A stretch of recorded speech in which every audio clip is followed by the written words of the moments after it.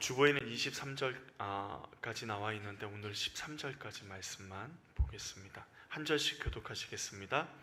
바리새인들과 또 서기관 중 몇이 예루살렘에서 와서 예수께 모여들었다가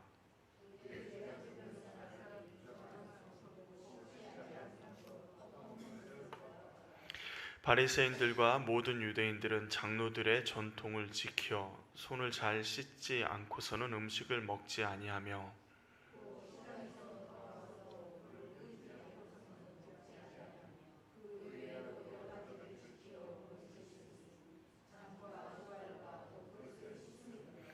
이에 바리새인들과 서기관들이 예수께 묻되 어찌하여 당신의 제자들은 장로들의 전통을 준행하지 아니하고 부정한 손으로 떡을 먹나이까?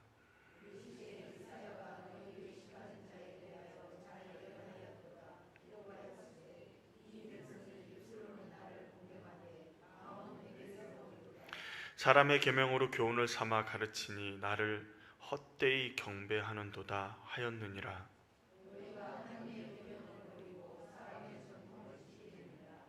또 이르시되 너희가 너희 전통을 지키려고 하나님의 계명을 잘 저버리는도다.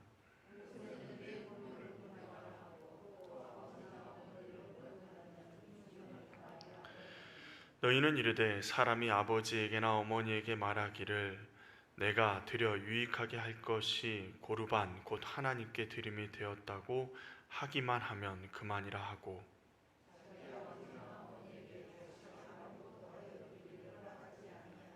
같이 보시겠습니다. 너희가 전한 전통으로 하나님의 말씀을 폐하며 또 이 같은 일을 많이 행하느니라 하시고 아멘. 우리 같이 인사하겠습니다. 먼저 자기 자신에게 선포하죠. 항상 하시니까 이제는 나는 하나님의 사랑받는 자녀입니다. 하나님 우리를 사랑하시죠. 그렇죠? 우리는 하나님의 사랑받는 자녀입니다. 더 놀라운 것은 우리의 모습과 상관없이 우리를 사랑하십니다. 하나님은. 우리 옆 사람 보고 고백할까? 그 사랑을 가지고 하나님은 당신을 사랑하십니다. 예, 하나님은 나를 사랑하실 뿐만 아니라 우리를 사랑하시는 하나님이십니다.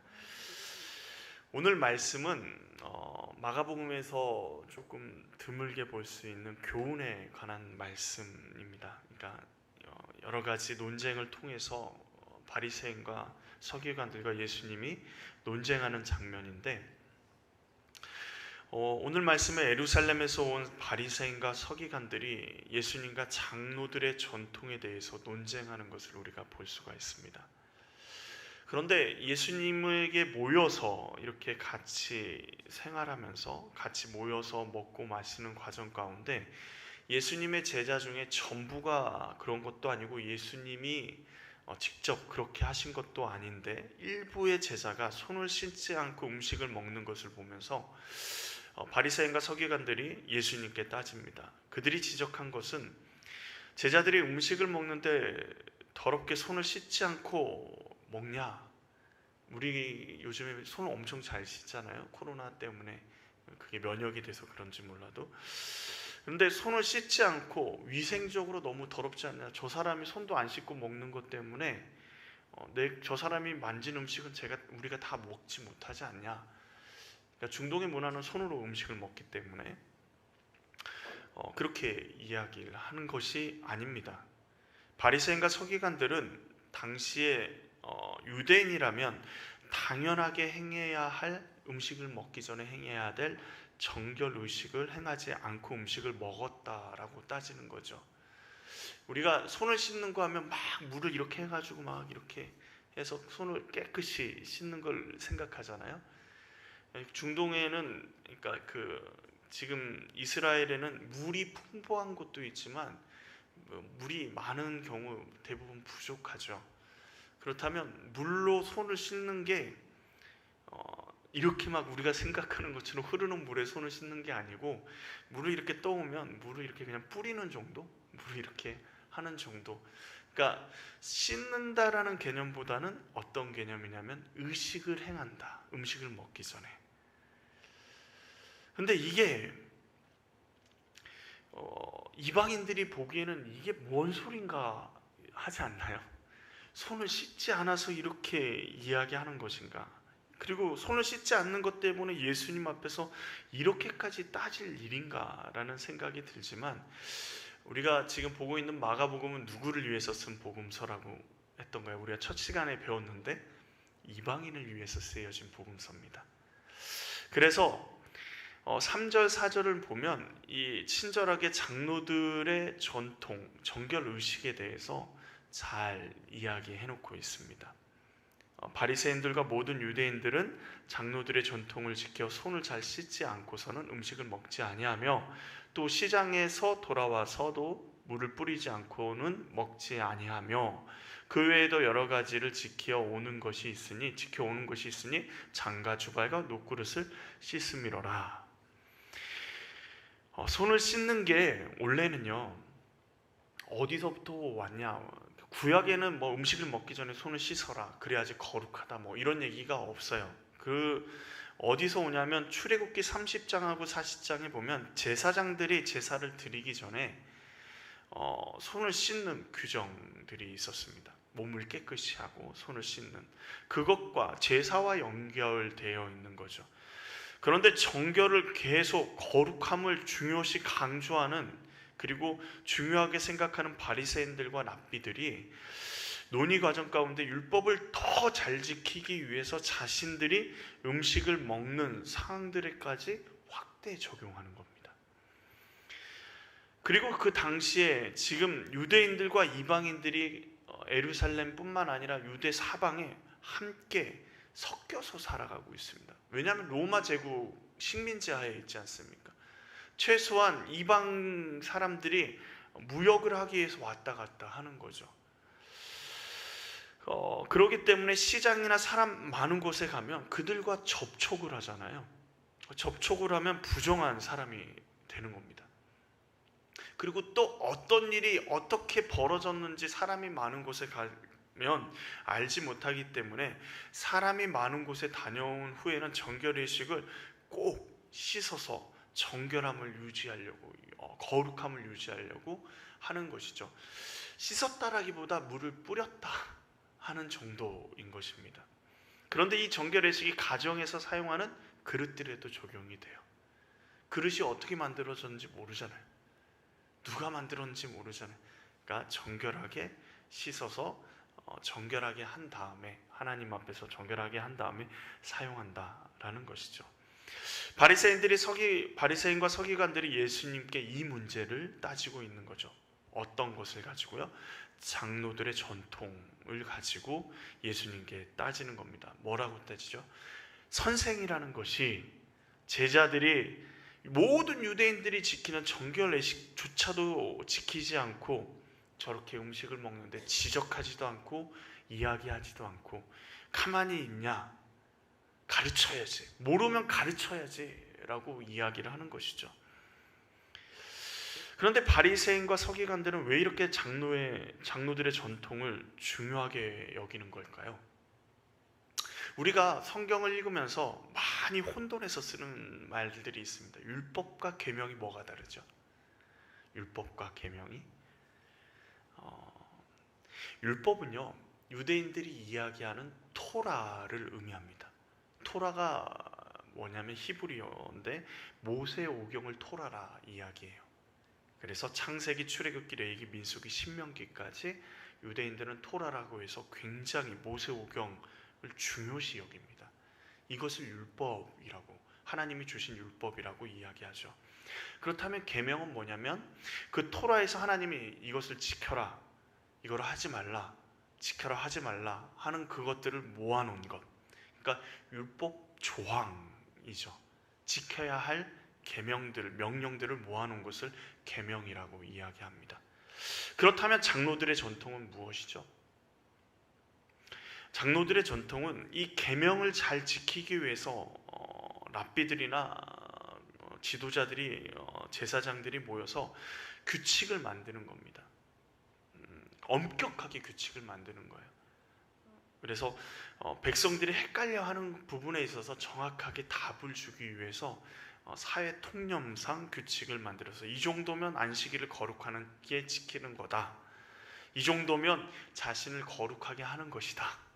이 정도면 뭐 하나님 앞에 거룩하게 예배를 드리는 것이다. 이런 규칙들을 만들어 놓는데 안식일에 해선 안 되는 일을 미시나에, 유대인들의 경전 중에 하나인 미시나에 39가지를 적어놨는데, 그것 중에 안식일에서 해서는 안 되는 일 중에 바느질도 있고요. 그리고 2개의 실을 엮는 일도 안 돼요. 그리고 그 실을 푸는 일도 안 됩니다. 그리고 소금을 치는 일도 안 돼요. 그리고 2글자 이상 쓰면 안 됩니다. 2글자를 쓰기 위해서 2글자를 지우는 것도 안 돼요. 안식일에 엄청나게 구체적으로 이야기해 놓고 있죠. 망치질도 안 되고, 불을 켜는 일도 안 되고, 물건을 한 곳에 옮기는 일도 안 되고, 이런 규정들을 일일이 다 규정을 해놓고 있습니다. 근데 이 규정들은 하나님이 직접 주신 것이 아닙니다. 이스라엘 백성이 안식일을 거룩하게 지키기 위해서 어떻게 해야 되는지, 하나님이 안식일을 거룩하게 지키라 라고, 일하지 말라 라고 정도 명령을 하셨지, 뭐 바느질을 하지 말라, 실을 풀지 말라, 소금을 치지 말라, 이런 얘기를 하지 않았습니다. 지금도 이스라엘의 성지순례를 가면 호텔에, 예루살렘에 있는 호텔에 가면, 유대인들이 오는 호텔은 안식일에 층마다 다 씁니다. 층마다 다 쓰는 엘리베이터가 있어요. 왜냐하면 버튼을 누르면 일하는 것이기 때문에. 유대인들은 안식일에 일을 하면 안 되잖아요. 음식도 만들 수가 없잖아요. 그러니까 어떻게 하냐면 호텔에 와서 안식일을 보내는 거예요. 남이 만든 음식을 먹으면서 안식일을 호텔에서 보내는 경우들이 많다고 합니다. 지금도 그래요. 그런데 이런 규정들이 하나님이 주신 것이 아니라 하나님의 말씀을 거룩하게 지키기 위해서 더 엄격하게, 더 정확하게 백성들이 애매하게 생각하는 것을 규정함으로 인해서 백성들이 거룩하지 못한 일에, 그리고 부정해지는 일에 빠지지 않도록 하기 위해서 만들어 놓은 것이죠. 그런데 그 장로들의 전통을 가지고 예수님에게 따지고 있는 것입니다. 누가요? 바리새인들과 서기관들이. 누구에게 따진다고요? 예수님에게. 예수님은 어떤 분이시죠? 예수님은 하나님이시잖아요. 태초에 말씀이 계시니라. 그 말씀이 우리와 함께 하시잖아요. 그분이 누구세요? 하나님이시잖아요. 그분이 누구세요? 예수님이시단 말이죠. 율법을 만드시고 이스라엘 백성에게 주신 예수님께 율법을 안 지킨다고, 누구의 율법을요? 장로들의 전통을 지키지 않는다고 따지고 있는 겁니다. 그때 예수님께서 바리새인들과 서기관을 부르는 호칭이 무엇입니까? 이사야의 이야기를 들어서 말씀하십니다. 너희 외식하는 자라고 말합니다. 외식하는 자. 바리새인과 서기관들은 당연히 무엇을 전제하고 있죠? 장로들의 전통은 절대적인 권위, 하나님으로부터 온 것이고 절대적인 권위를 가지고 있다라고 생각하는데, 예수님은 장로들의 전통을 붙들고 있는 그들을 뭐라고 부르시냐면 외식하는 자라고 부르십니다.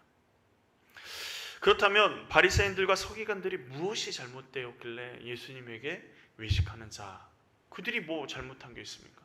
율법을, 하나님이 주신 율법과 계명을 잘 지키기 위해서 더 힘써서 더 많은 규칙을 만들어서 벗어나지 않기 위해서 했는데, 그래서 그것을 지키고 있는데 외식하는 자라고 말하는 이유가 뭘까요? 첫 번째는 입술로만 하나님을 공경하고 마음으로는 하나님을 멀리하기 때문에 그렇습니다. 장로들의 전통은 분명히 하나님의 계명을 잘 지키기 위해서 만들어졌습니다. 그런데요, 한번 생각해 보시죠. 장로들의 전통을 지키는 사람이 얼마나 하나님을 생각할까요? 우리가 한번 생각해 보죠. 교통법규를 지키면서 교통법규를 지키면서 이 법규를 만든 사람에 대해서 고민해 본 적 있으세요? 어떤 법을 지키면서 이 법을 만든 사람에 대해서 고민해 본 적 있으세요? 우리나라 헌법이 있죠? 그 헌법을 누가 만들었는지 생각해 보신 적 있어요? 학교 때나 조금 생각하지 아무 고민이 없죠. 생각이 없습니다. 그냥 지키면 되고 그 법이 있다는 것만 알면 되는 거죠. 교통법규만 지키면 되는 겁니다. 하나님의 말씀을 얼마나 이들이 고민할 거야? 전혀 고민하지 않습니다. 그냥 규정된 말씀만 지키면 돼요. 지키면 거룩한 사람이고 지키지 않으면 부정한 사람인 것이죠. 불을 켜면 일하는 것이고 불을 켜지 않으면 일하지 않는 것이에요. 그러니까 안식일에 어떻게 해요? 불 켜놓고 사는 거예요. 하루 종일 불이 켜져 있는 상태로 안식일 전날 불을 켜놓고 불을 끄지 않아 버리는 거죠. 고민할 필요가 하나도 없습니다. 또한 지도하는 랍비나 바리새인들, 서기관들은 백성을 가르치며 지도하는 입장에서 편합니다. 안식일을 지켰는지 안 지켰는지, 그 애가 무엇을 했는지만 판단하고 너 그렇게 살면 안 돼, 너 부정했으니 붙는 것이죠. 그런데 예수님께서 원하시는 것은 우리의 마음을 다해서 하나님을 경외하는 것, 하나님을 공경하기를 원하시는 것. 안 주셨겠죠. 하나님은요, 예수님은 우리와 함께 마음을 나누고 생각을 나누시고, 그리고 우리가 노력해서 예수님과 관계를 더 깊이 하고 가족으로 예수님을 받아들이고 부모와 자식처럼 하나님의 사랑 가운데 하나님의 사랑을 믿으며 우리가 삶을 살아가기를 원하십니다. 그러니까 우리의 마음이 굉장히 중요한 거예요. 율법의 정신도 가만히 보면 하나님이 주실 때 율법은요, 사람을 사랑하셔서 주셨어요. 안식일도 사람을 사랑하시기 때문에 주셨지, 그것을 규정하면서 사람을 로봇처럼 만들기 위해서 주신 것은 아니에요.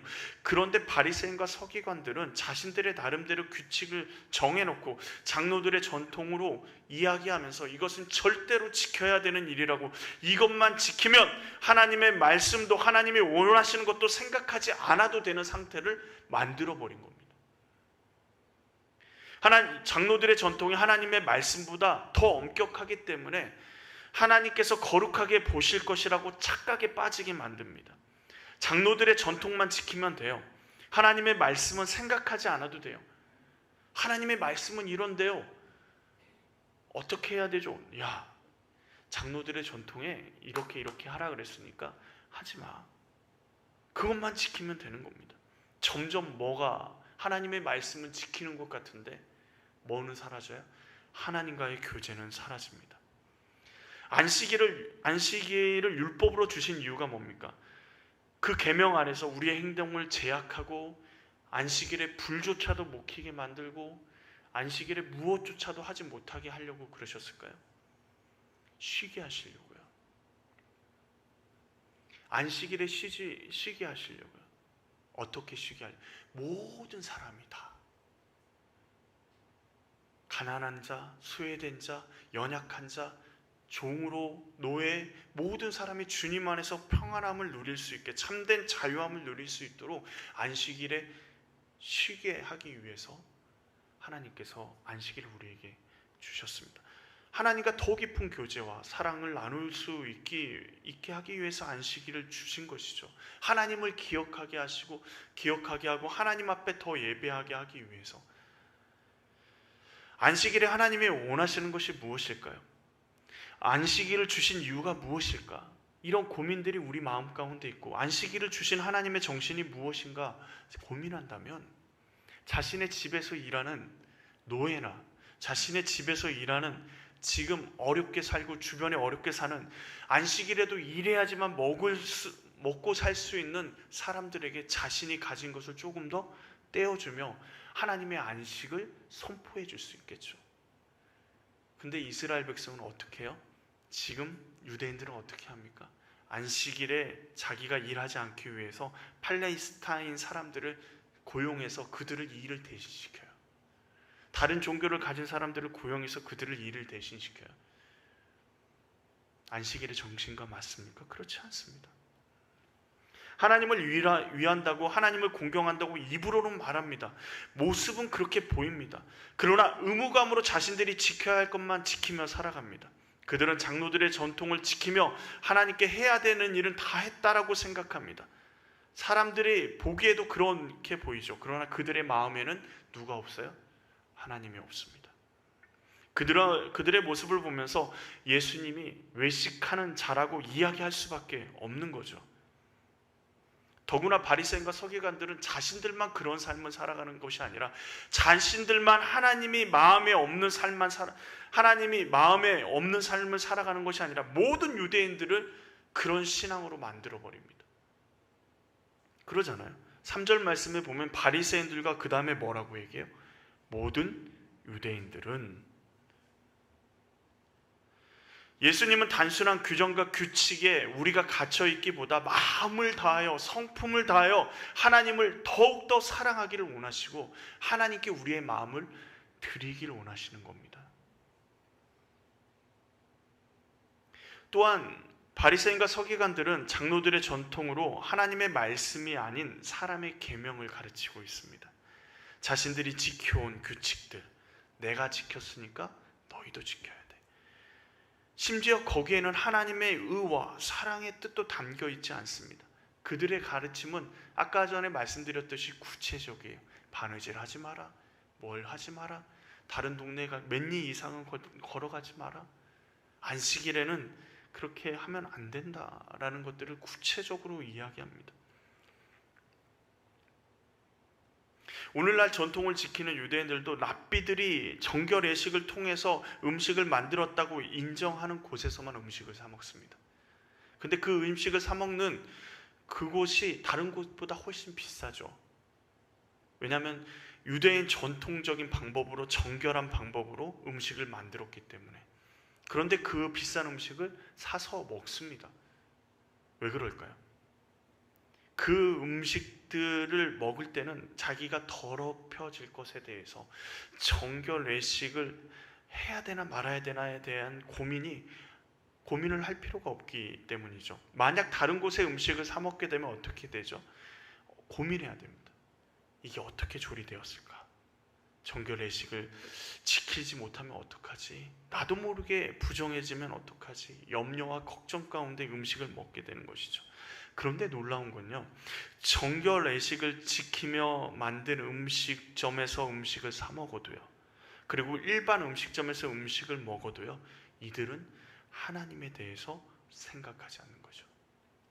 이들의 고민은 장로들의 전통에 의해 만들어진 음식인가 아닌가에 대한 고민만 하는 겁니다. 계명을 더 잘 지키기 위해서 장로들의 전통을 가르치면 가르칠수록 사람의 규례와 법도만 남습니다. 하나님이 왜 이 계명을 주셨지? 무엇 때문에 이 계명이 우리에게 있어야 하는지 고민조차 하지 않습니다. 그런데 예수님은요, 예수님이 원하는 건 하나님의 말씀을 가르치고 배우기를 원하시는 겁니다. 하나님이 선포하신 말씀을 가르치고 배우기를 원하는 거예요. 그래서 우리는요, 모든 그리스도인들은 두 가지를 잘해야 됩니다. 뭐를요? 배우고, 그 다음 또 뭐를 잘해야 돼요? 가르치는 일을 잘해야 돼요. 제대로 하나님의 말씀을 배우고 하나님의 말씀을 가르쳐야 하는 거죠. 우리 교회 안에서 내가 하나님의 말씀을 배웠다면 그 말씀대로 삶을 살면서 남을 가르칠 수 있는 자리까지 가는 것이 우리의 삶의 목표이죠. 성경 말씀이 얼마나 귀한지 모릅니다.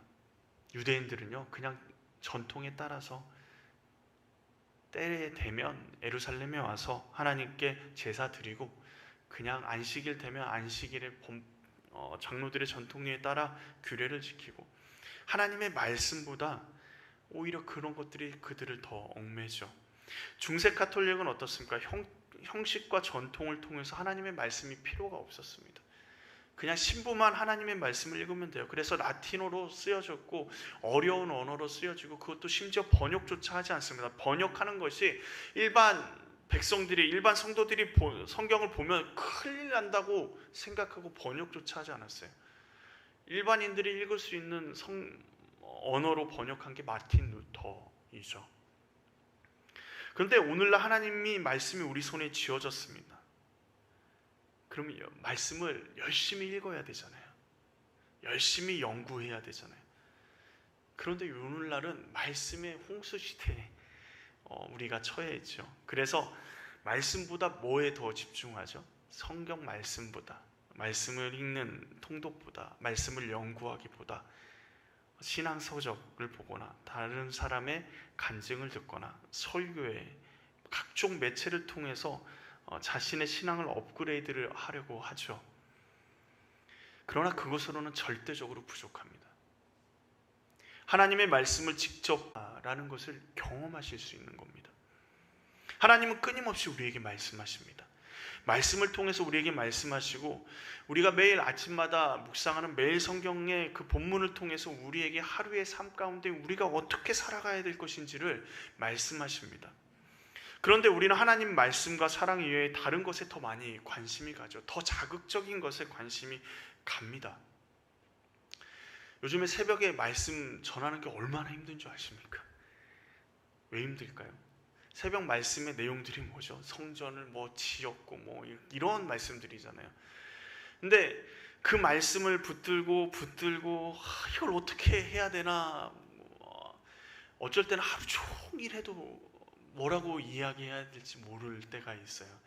근데 하나님께서 정말 한 구절 말씀을 통해서, 그리고 이 말씀의 입장에, 솔로몬의 입장에도 서보고 하면서 하나님이 주시는 깨달음들이 있어서 그 조그만 깨달음을 가지고 새벽 그 시간에 하나님의 말씀을 나누는 거죠. 근데 저만 그러는 것이 아니라 우리 모든 성도님들이 그 말씀 앞에 그렇게 서실 수 있었으면 좋겠습니다. 하나님의 말씀과 사랑 이외에 다른 것에 더 관심을 기울이면 문제가 돼요. 예를 들면 간증을 우리가 듣잖아요. 간증은 굉장히 우리에게 자극적이죠. 왜냐하면 이런 간증 들어보셨는지 모르겠는데 베드로 간증이라고 그래서 울산인가요? 어디 집사님인가 장로님이 되게 힘들었는데 방어가 그 물에 일렬 종대로 이렇게 주르르르 이렇게 들어왔다, 그런 간증을, 그래서 엄청나게 돈을 벌어서 그 어려운 과정을 잘 이겨냈다. 하나님께 기도하니까 하나님이 이렇게 복을 주시더라. 이런 간증을 하셨어요. 그래서 하나님 앞에 이제 그분처럼 기도하시는 분들이 많아졌죠. 근데 많은 분들이 그분처럼 기적을 경험하지 못했어요. 또 이런 분이 있습니다.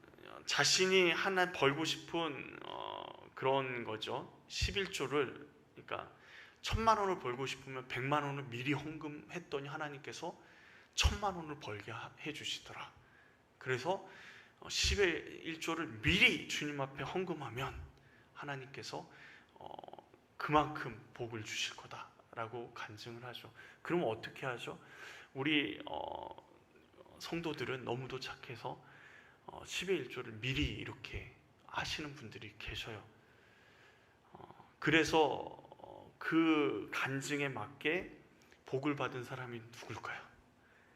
기도원에서 이 간증이 있었는데 그 복을 받은 사람이 기도원 원장뿐이 없다, 이런 우스갯소리도 있잖아요. 그 사람에게 주신 하나님의 간증은요, 하나님께 받은 은혜는 그 사람이 기도하는 방법대로, 그 사람이 말하는 대로, 그 사람이 신앙생활 하는 대로 따라하라고 하나님이 주시는 게 아니에요.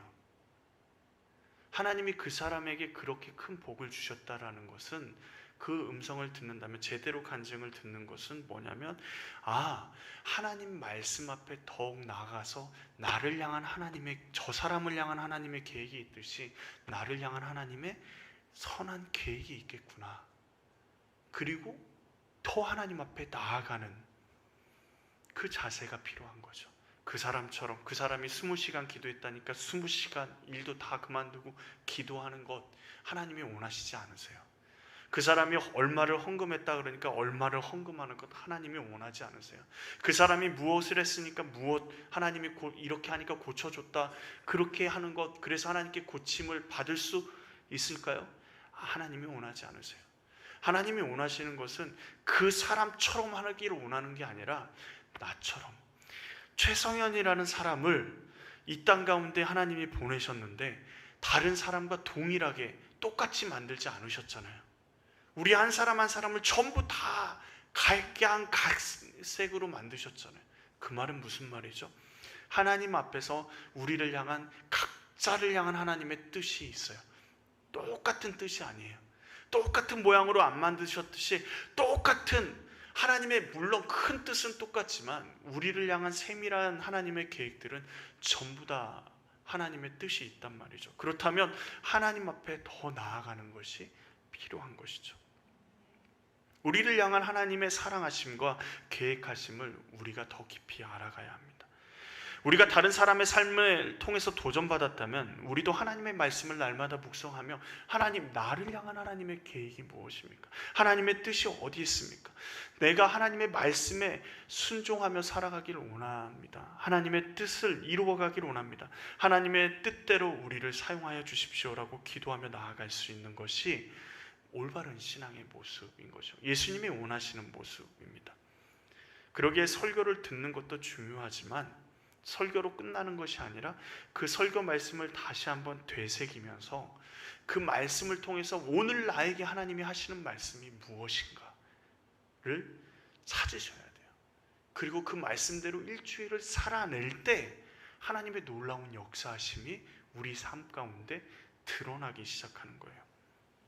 그리고 하나님의 말씀을 묵상하고 공부하고 하나님의 뜻과 사랑을 찾아가는 과정 가운데 더 깊은 하나님의 사랑을 알아갈 수 있게 되는 거죠. 고민하고 걱정, 뭔가 명확했으면 좋겠어요. 신앙생활이 이렇게 하면 하나님이 복을 주고, 이렇게 하면 하나님이 저주하고, 이렇게 하면 하나님께서 함께 하시고, 장로들의 전통이 우리에게도 있었으면 좋을 것 같아요. 그런데 하나님은 주지 않으세요. 하나님은 말씀을 보고 묵상하고 하나님의 뜻을 찾아가기를 원하세요. 모세를 하나님이 부르셨죠. 때마다 시마다 하나님께서 말씀해 주셨어요. 한 번에 마스터 플랜을 딱 얘기해서 타임테이블을 딱 얘기해서 몇 월 몇 시 몇 분에는 이때는 이런 일을 하고, 이때는 저런 일을 하고, 이때는 구름 기둥이 올라갈 거야. 그러면 전부 다 짐 싸고 이렇게 한 번에 말씀하지 않으셨어요. 어떻게 했죠? 매번 매 시간마다 문제가 있을 때마다 하나님께서 계속해서 말씀하셨어요. 그랬더니 그의 인생 끝에 하나님께서 창세기 33장 11절에 뭐라 그러죠? 사람이 자기 친구와 얘기함 같이 여호와께서 모세와 대면하여 말씀하시며. 하나님과 친구와 같이 이야기하고 싶지 않으세요? 하나님과 깊이 있는 관계 가운데 이야기하고 싶지 않으세요? 그러려면 과정이 필요한 거예요. 하나님의 뜻을 알려고 하는 노력도 필요한 거고, 실수도 해보고, 그러면서 하나님의 뜻을 알아가는 과정이 필요한 거죠. 그래서 하나님의 말씀을 배우고 가르치는 것에 예수님은 그 말씀에 집중하기를 말씀하시고 원하시는 겁니다. 우리도 오늘 하루 날마다 하나님의 말씀을 묵상하십시오. 그리고 성경을 공부하시고, 그런데 중요한 것은 요즘에 이단이 하도 많아서 유튜브나 다른 것을 보시면서 성경을 공부하시면 안 돼요. 아무리 좋다고 해도 최소한 저한테, 목회자한테 확인하시고 하셔야 돼요.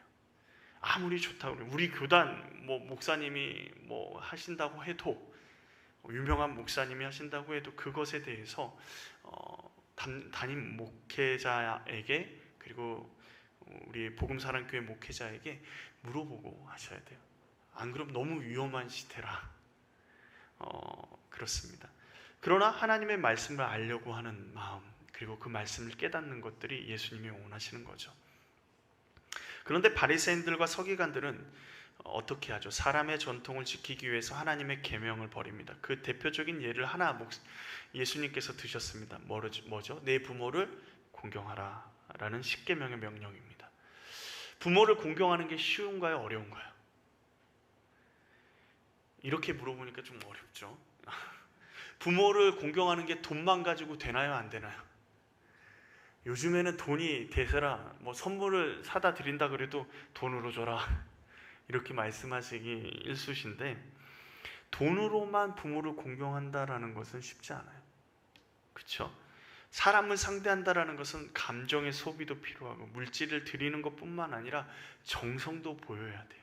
또 뭐도 보여야 되죠?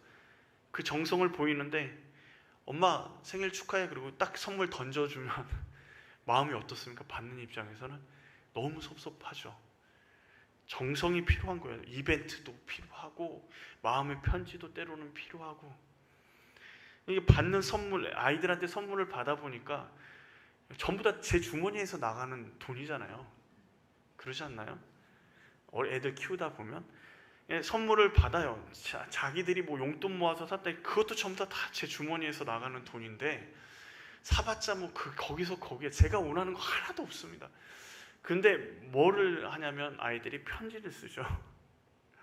편지도 재밌게 뭐 그 나이 때 맞게 쓰는데 그 편지가 마음에 감동이 오는 거죠. 선물은 있어도 되고 없어도 됩니다.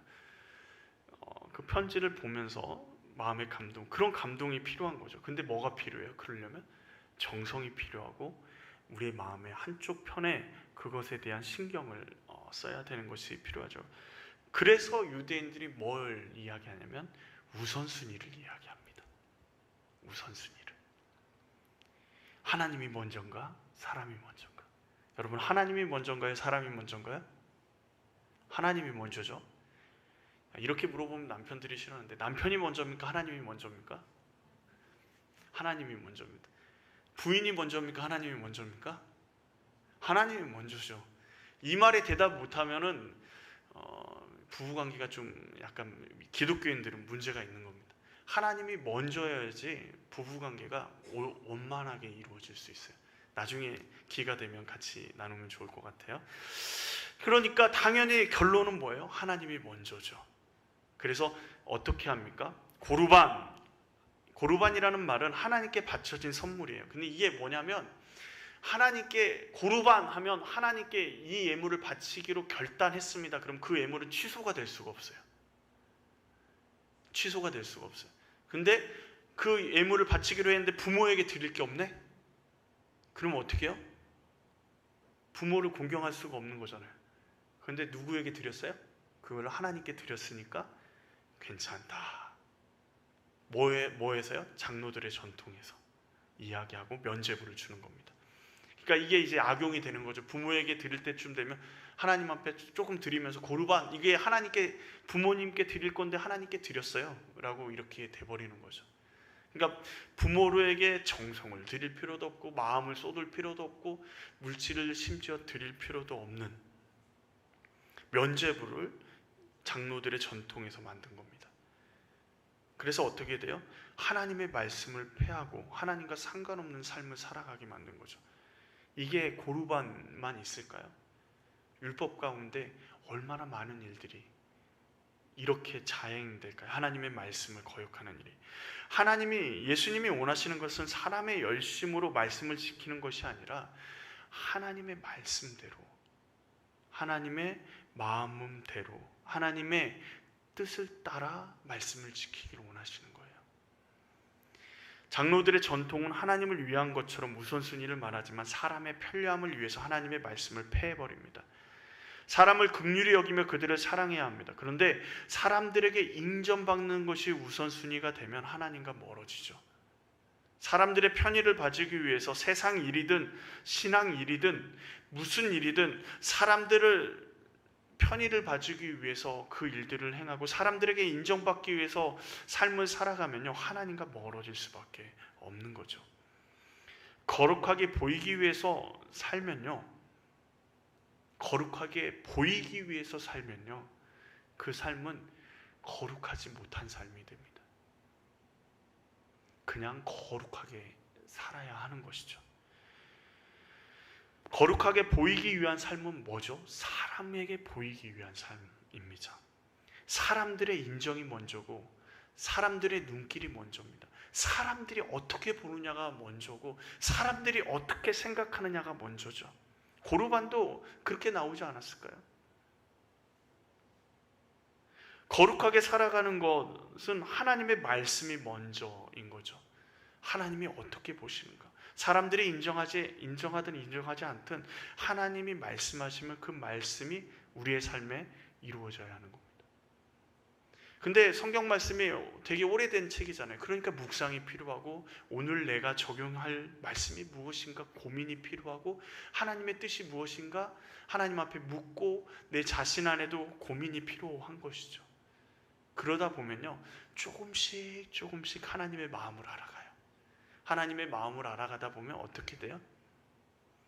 이제는 어느 정도 이것은 하나님의 뜻이겠구나 라는 것들이 느껴지게 되죠. 어린아이 때는 부모의 마음을 알지 못하죠. 근데 성장하면 성장할수록 부모가 원하는 것이 무엇이고 부모가 싫어하는 게 무엇인지 알듯이 주님께 나아가면 나아갈수록 주님과 더 깊은 관계 가운데 나아갈 수 있는 겁니다.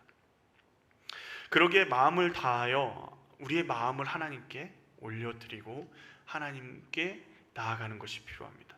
그리고 하나님의 말씀을 배우고 가르치는 일에 집중해야 되며 그 말씀에 순종하며 살아가는 것이 필요한 것이죠. 오늘 예수님이 말씀하시는 게 그런 것입니다. 하나님의 계명을 버리고 사람의 전통을 지키느냐? 너희 자존심이 더 먼저고 사람에게 보이는 게 더 먼저고 사람의 뜻대로 살아가는 게 더 먼저냐? 사람에게 잘 보이기 위해서 사람에게 더 좋은 것을 주기 위해서 하나님의 계명을 하나님의 말씀을 잘도 저버리는구나 라는 것이 예수님의 말씀인 거죠. 내 부모를 공경하라, 안식일을 지키라, 우리와 전혀 상관없는 것처럼 보입니다.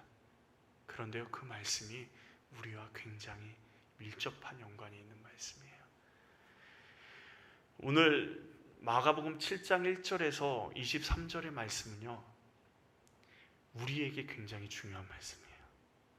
다음 주에 나누겠는데 우리에게 굉장히 이방인인 우리가 하나님의 복음을 받아들일 때 예수님께서 가장 유대인들이 가지고 있는 그 걸림돌을 완전히 깨끗하게 치워주십니다.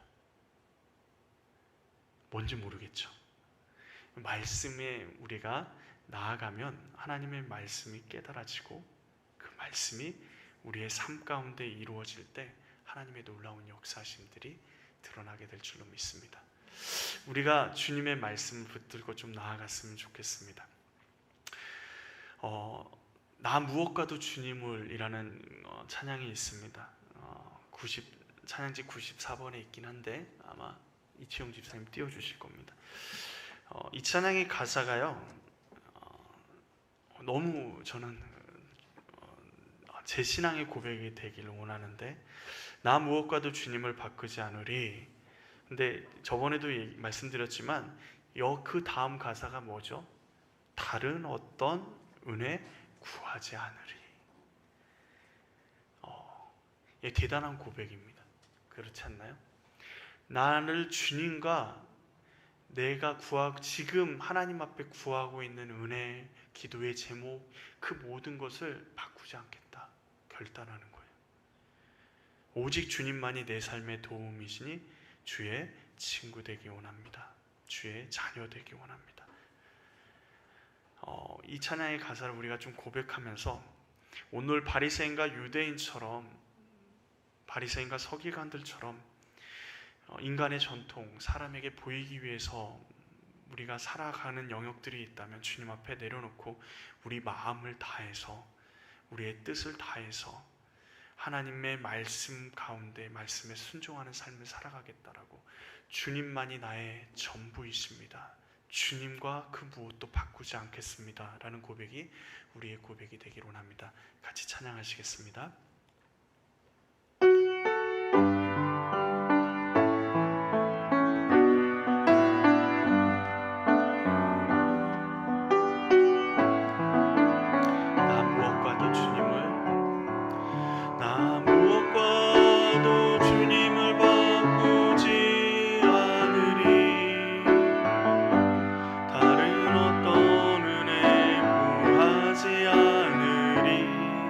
오직 주님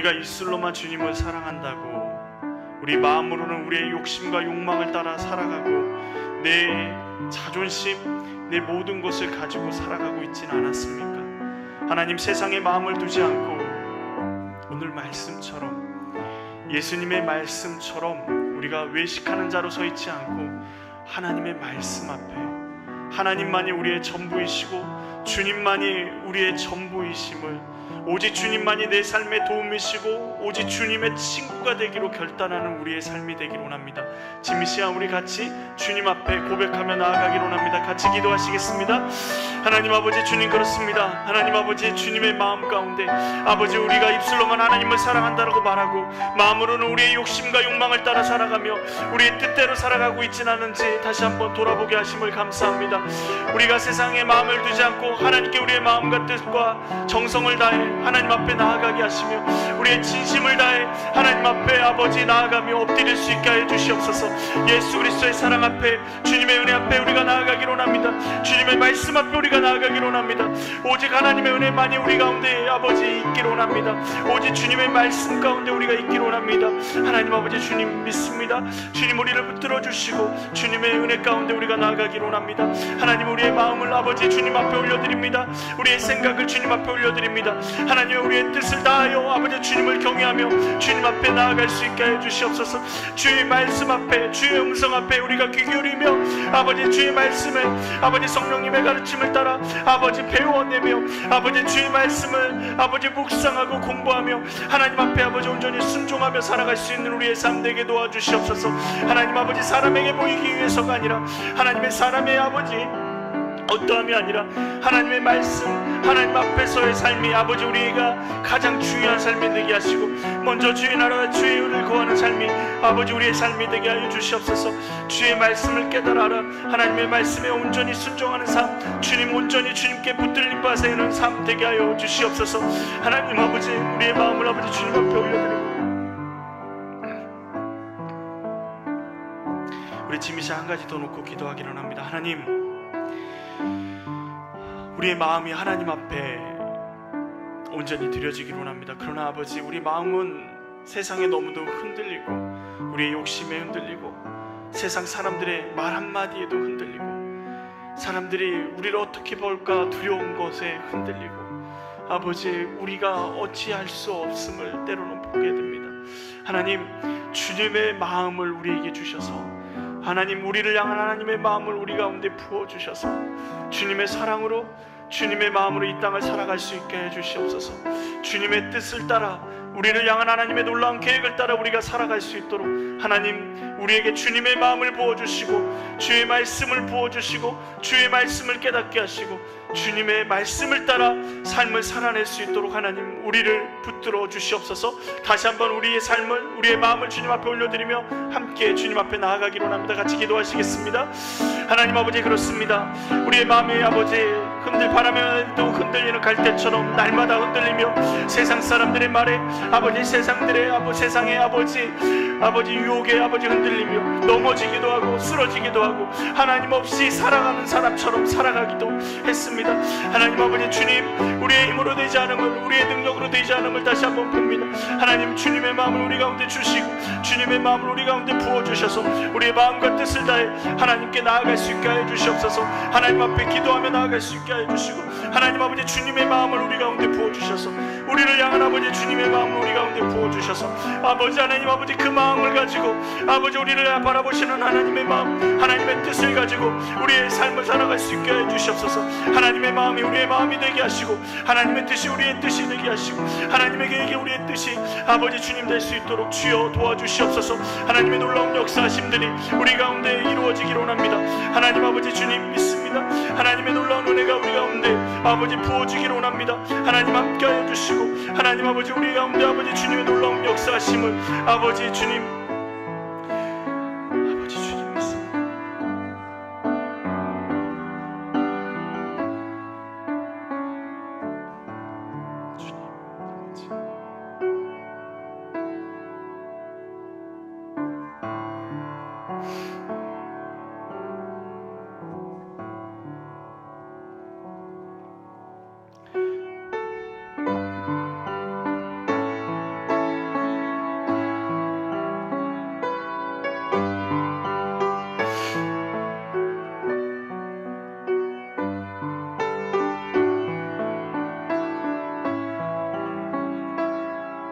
이와 같은 때에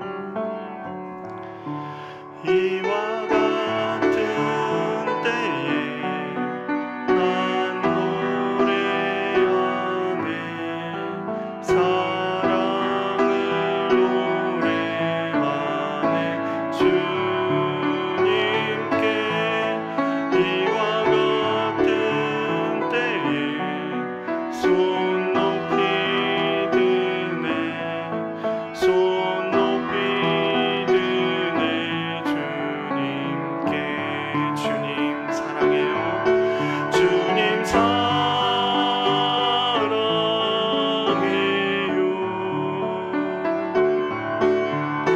사랑해요.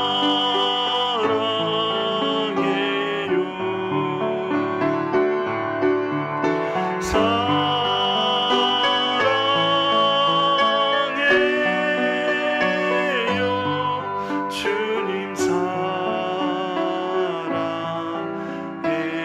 주님 사랑해요. 주님 사랑해요.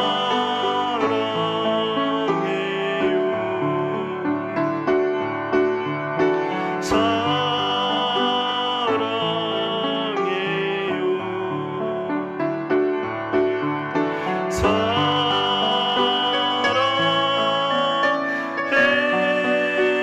사랑해요. 주님 사랑해요.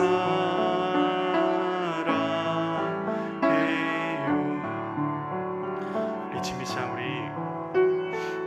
큰 목소리가 아니어도 좋습니다.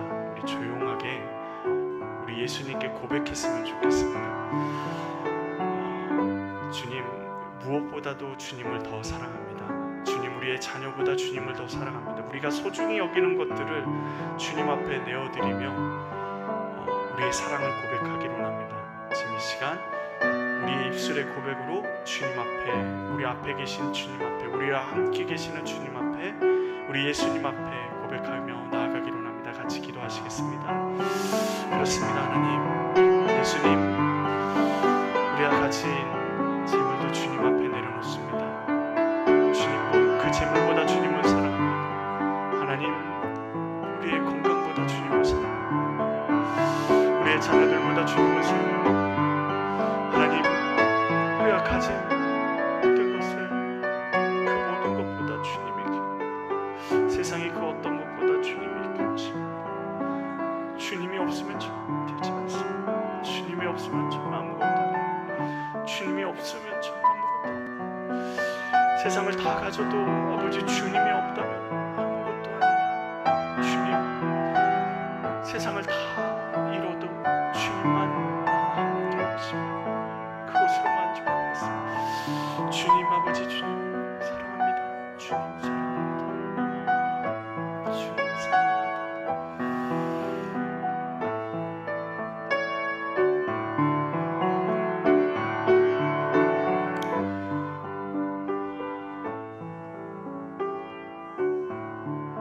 하나님 아버지 이 저녁에 저희를 불러주시고 주님의 사랑 앞에 서게 하심을 감사합니다. 우리의 사랑의 고백이 우리의 입술로만 하는 고백이 아니라 우리 마음과 뜻과 우리 전 존재를 다해 우리의 삶을 다해 하나님께 드리는 고백이 되게 하여 주시옵소서. 하나님, 우리의 마음은 너무 연약합니다. 흔들리는 갈대와 같고 꺼져가는 등불과 같은 우리의 심령 가운데 성령 하나님 충만함으로 채워주시고 주님 앞에 붙들림 받을 수 있는 우리의 삶 되게 도와주시옵소서. 하나님, 주님께서 붙들어 주시고 주님께서 말씀하시는 그 말씀을 따라 살아나아갈 때 우리에게 놀랍게 역사하시는 하나님의 일하심을 보게 하여 주시옵소서. 주님의 마음이 우리의 마음이 되기를 원합니다. 주님의 뜻이 우리의 뜻이 되기를 원합니다. 주님의 꿈꾸게 하시는 그 꿈을 따라 우리의 삶을 살아가기를 원합니다. 하나님, 붙잡아 주시옵소서. 하나님, 우리를 사용하여 주시옵소서. 하나님, 우리의 연약함을 보는 것이 아니라 주님이 주시는 것, 주님이 우리와 함께 하시는 것, 전능하신 하나님이 우리와 함께 하시고 동행하심을 바라보며 나아갈 수 있게 하여 주시옵소서.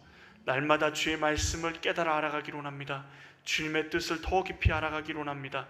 모세에게 친구처럼 말씀하셨던 주님, 우리도 모세처럼 하나님과 친구처럼, 그리고 아버지와 자녀처럼 대화하며 주님의 뜻을 알아가기를 원합니다. 주님, 우리를 붙들어 주시옵소서. 주님 사랑합니다. 주님 사랑합니다. 주님 사랑합니다. 예수님의 이름으로 기도합니다. 아멘. 하늘에 계신 우리 아버지, 아버지의 이름을 거룩하게 하시며 아버지의 나라가 오게 하시며 아버지의 뜻이 하늘에서와 같이 땅에서도 이루어지게 하소서. 오늘 우리에게 일용할 양식을 주시고 우리가 우리에게 잘못한 사람을 용서하여 준 것 같이 우리 죄를 용서하여 주시고 우리를 시험에 빠지지 않게 하시고 악에서 구하소서. 나라와 권능과 영광이 영원히 아버지의 것입니다. 아멘.